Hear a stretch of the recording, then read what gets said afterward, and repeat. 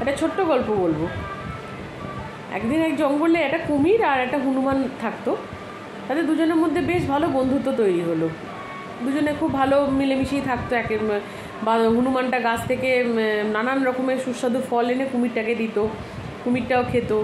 কুমিরের পিঠে চড়ে এদিক ওদিক ঘুরতেও যেত। মানে দুজনের মধ্যে বন্ধুত্বটা খুব গভীর।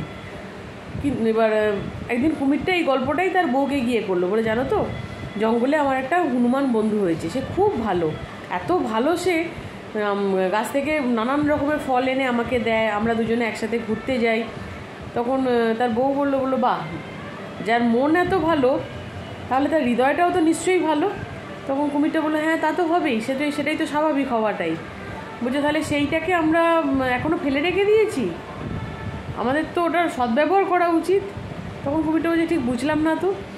তখন বলছে আরে বুঝতে পারছো না কেন, যার হৃদয় অত ভালো তার মানে সেটা খেতেও কত না ভালো হবে। সেই জন্যে তুমি এক কাজ করো, তুমি একদিন ওকে বাড়িতে নেমন্ত্রণ করে ডাকো, আর সেই সুযোগে আমরা ওকে মেরে খাবো। তখন কুমিরটা মানে প্রথমটা ভেবে দেখলো যে কাজটা কি ঠিক হবে, কিন্তু বউয়ের প্ররোচনায় সে গেল হনুমানটার কাছে, গিয়ে বললো যে বন্ধু, তুমি আমার বাড়িতে কালকে নেমন্তন্ন খেতে যাবে, আমি তোমাকে এসে নিয়ে যাব, আমার বউ তোমাকে নেমন্তন্ন করেছে। তখন হনুমানটা বললো বেশ বেশ, খুব ভালো, ঠিক আছে যাব। পরের দিন যথারীতি সময় আবার কুমিরটা এলো, হনুমানটাকে পিঠে চড়িয়ে জল দিয়ে যাচ্ছে। যেতে যেতে কুমিরটার মনে হলো যে বন্ধুকে তো আমি সব কথাই বলি, বন্ধু থেকে গোপন করা উচিত নয়। তখন বন্ধুকে বলল যে জানো তো, আজকে তোমাকে আমি নেমন্তন্ন করে নিয়ে যাচ্ছি ঠিকই, কিন্তু আমার বউ আমাকে বলেছে যে তোমাকে মেরে আমরা দুজনে খাবো।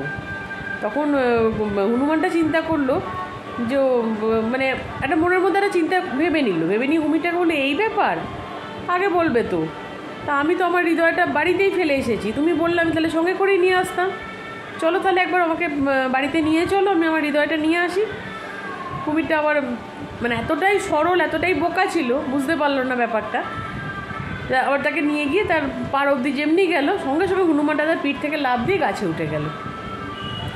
তখন গাছ থেকে হনুমানটা কুমিরটাকে বলল, দেখো ভাই, তোমার আমার বন্ধুত্ব ছিল খুবই গভীর, কিন্তু সেই বন্ধুত্বের মধ্যে তুমি বিশ্বাসঘাতকতা করলে। হ্যাঁ, তার মধ্যে তোমার ভালো মানুষই হচ্ছে যে তুমি আমাকে সত্যি ঘটনাটা জানিয়ে দিলে, কিন্তু তার মানে তো এই নয় যে তোমাকে আমি আর দ্বিতীয়বার বিশ্বাস করব, আর কিন্তু তোমাকে আমি কোনোদিন বিশ্বাস করতে পারবো না বলে সেই দিন থেকে তাদের বন্ধুত্বটা নষ্ট হয়ে গেল। এই গল্পটা বলার একটাই কারণ হচ্ছে, যদি কেউ বিশ্বাসঘাতকতা করে তাহলে তাকে আর কোনোদিন বিশ্বাস করো না, এবং দ্বিতীয়বার তাকে আর সুযোগ দিও না, এবং নিজের সচেতনতার সঙ্গে সেই ব্যাপারগুলোকে বোঝার এবং ধরবার চেষ্টা করো। কেমন, গল্পটা কেমন লাগলো জানিও।